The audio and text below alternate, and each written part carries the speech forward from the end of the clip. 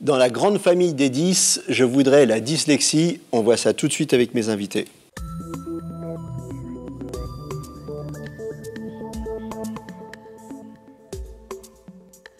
Alors avec moi sur le plateau, le docteur Catherine Billard. Vous êtes neuropédiatre, vous êtes ancienne responsable du centre référent des apprentissages au CHU Bicêtre et vous êtes auteur de l'ouvrage Dyslexie et troubles associés. On s'en sort, hein, donc c'est déjà optimiste, édité chez Tom Pouce.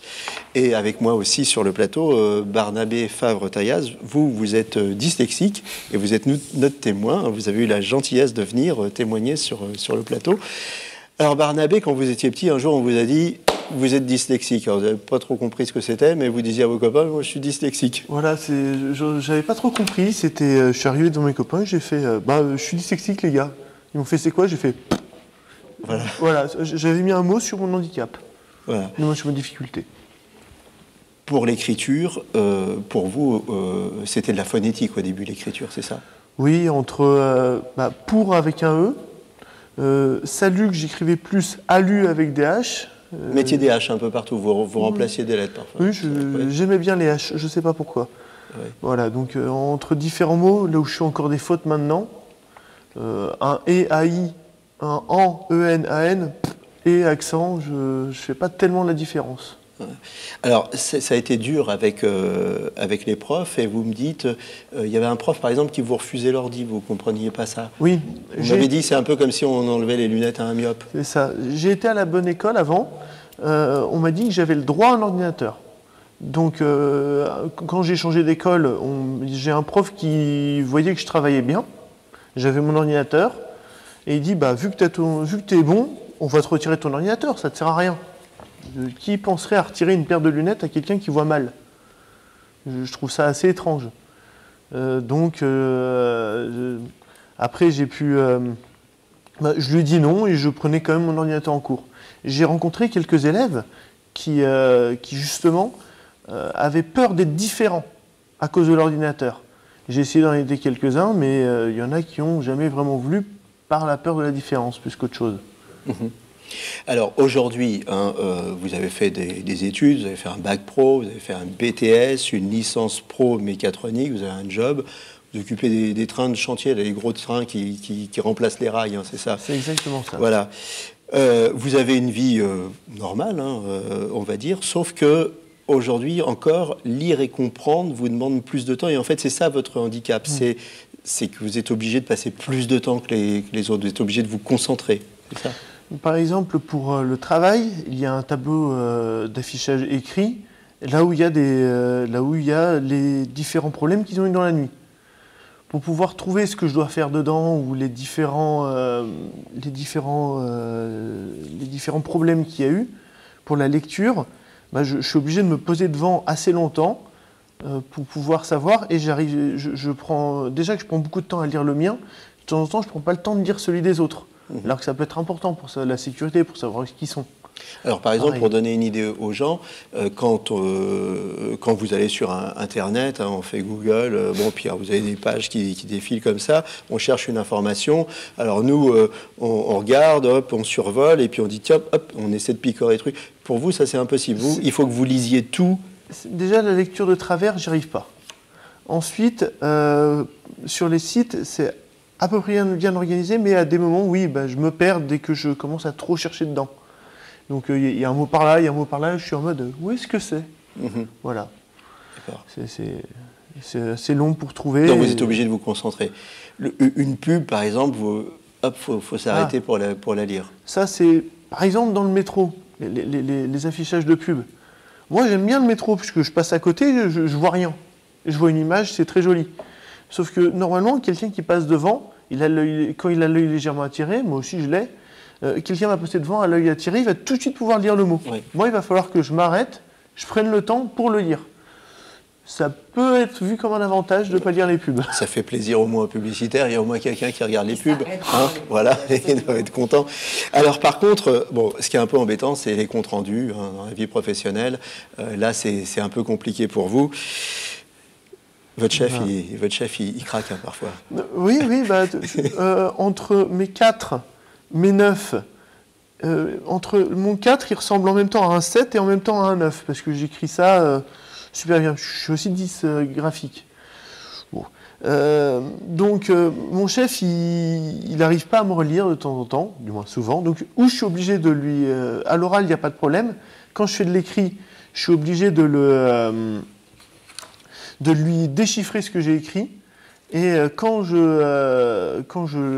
j'envoie un mail, à ce moment-là, il faut que je le fasse corriger, 1 par l'ordinateur, 2 par quelqu'un de la famille. Alors, votre chef, il vous dit travaille.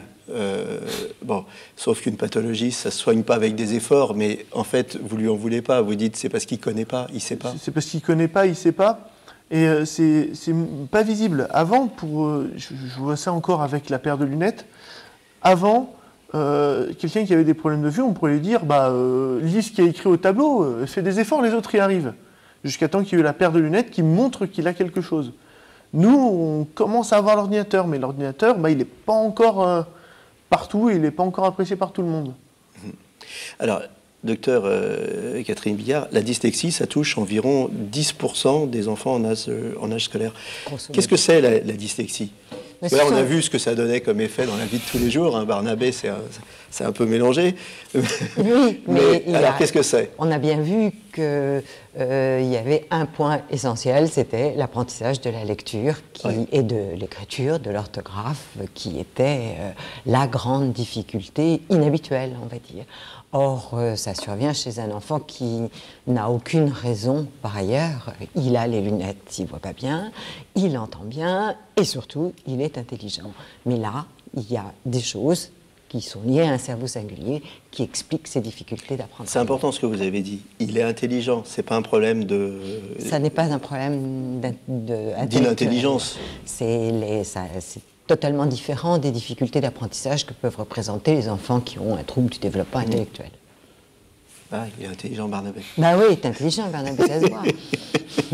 Alors, comment on se rend compte qu'ils sont dyslexiques? Bah oui, Barnabé, quand même. Comment on se rend compte qu'ils sont dyslexiques, les enfants? On se rend compte qu'ils sont dyslexiques quand ils apprennent à lire. Pas avant, même s'il y a quelques éléments qui peuvent donner des éléments de risque. On se rend compte aussi, on fait particulièrement attention dans les familles où il y a eu un dyslexique, parce qu'il y a un certain caractère familial, un peu compliqué mais familial, et quand il y a des petites difficultés dans l'apprentissage du langage oral. Mais en fait, on se rend compte qu'un enfant est dyslexique lorsqu'il apprend à lire et que ça ne se passe pas comme les autres de sa classe. Voilà. Alors là, il y avait eu une controverse à une époque sur les méthodes globales. La méthode globale, ça ne rend pas dyslexique, mais ça n'aide pas les dyslexiques. Absolument, parce que un des éléments le plus habituel, parce qu'il y a autant d'enfants dyslexiques, autant d'enfants dyslexiques que de cas particuliers. Mais l'élément le plus habituel, c'est qu'ils ont du mal à mettre en place ce déchiffrement qui est caractéristique du CP, quoi. On ne connaît pas le mot, on ne le connaît pas par cœur, donc on est obligé progressivement d'apprendre à le déchiffrer correctement et à l'écrire correctement. Et c'est donc ça c'est à ce moment-là qu'on commence à voir les difficultés d'apprentissage de la lecture. Les petits signes dont vous parliez brièvement avant, c'est la conscience phonologique, c'est ça qui peut nous alerter sur une possibilité de dyslexie future? Disons, c'est pas tant... Enfin, oui, il y a 2 signes prédictifs de difficulté d'apprentissage de la lecture qui sont la connaissance des lettres, en grande section, et le fait de ne pas bien réussir le découpage de la parole en unités. D'accord. Ce qu'on appelle la conscience phonologique. Alors, par exemple, cheminée, si on dit... Si on dit, si tu retires le premier morceau, qu'est-ce qui reste? Et s'il ne sait pas répondre, ou s'il répond mal? S'il répond mal, ça ne veut pas dire qu'il est dyslexique, ni qu'il sera dyslexique. Ouais. Ça veut juste dire que c'est une partie particulière du langage oral qu'il faut... Cheminer, si on enlève che, qu'est-ce qui reste? À son âge, il faut faire plus dur. Hein. C'est cheminer si on retire le premier petit morceau, qu'est-ce qui reste? Quand j'écris très vite, je peux écrire cheminer déjà sans... C'est euminé. Ah oui. C'est-à-dire que le H, vu que je me dis C, c'est une lettre, ça fait le son, alors que c'est pas du tout la bonne idée. Ça, c'est vraiment quand j'écris très vite. Sinon, c'est le in, ça aussi, ça pourrait être une erreur. Alors, pour se résumer, si j'ai bien compris, un décodage fut difficile, donc derrière, on a une lecture lente. Comme on est obligé de se concentrer à 100% sur le décodage et la lecture, ça veut dire que y a des fois la compréhension, hop, ça passe à la trappe, on ne comprend pas ce qu'on dit. Oui, alors pour être juste un tout petit peu plus précise, le décollage, c'est juste une phase qui n'est pas le but final, mais c'est absolument incontournable. Parce que si on ne décode pas bien, on ne met pas en place ce lexique orthographique qui nous permet de lire rapidement, de façon globale, et de comprendre tout de suite. Donc si vous voulez, il y a comme ça toute une étape qu'il faut juste comprendre pour savoir comment on peut aider ces enfants. Le temps avance très vite. Alors justement, ces enfants, comment on peut les aider? Qu'est-ce qu'on fait? Eh bien, dans un premier temps, ça se fait de plus en plus, c'est dans l'air du temps, à l'école, on aide les enfants qui ont des difficultés en CP en les prenant en petits groupes et en faisant un petit peu plus, avec plus de béquilles, etc. Et puis ça, on évalue. Ceux qui ont des difficultés transitoires, ça se règle tout seul.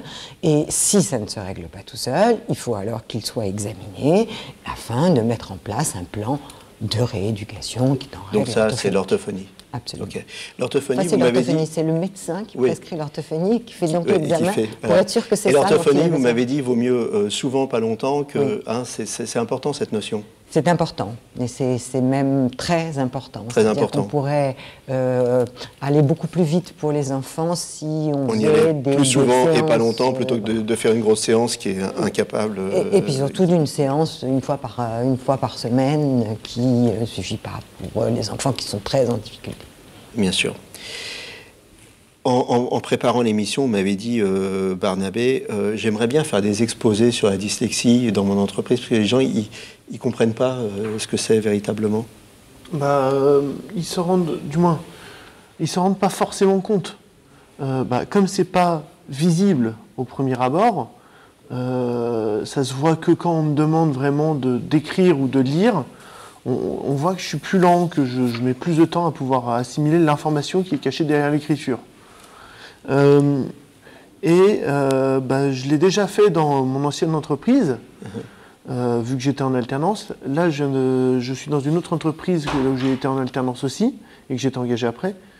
Et j'ai bien envie d'essayer d'utiliser cette vidéo. Vous allez leur montrer l'émission. Voilà, Barnabé. Alors Barnabé, il y a un truc que je ne vous ai pas dit, il a un drame, Barnabé, c'est qu'il a une petite copine qui lit beaucoup. Ça, c'est terrible. Je vous remercie tous les deux d'être passés sur l'émission. C'était trop court pour parler de la dyslexie. À très bientôt pour un nouveau numéro. Et d'ici là, portez-vous bien.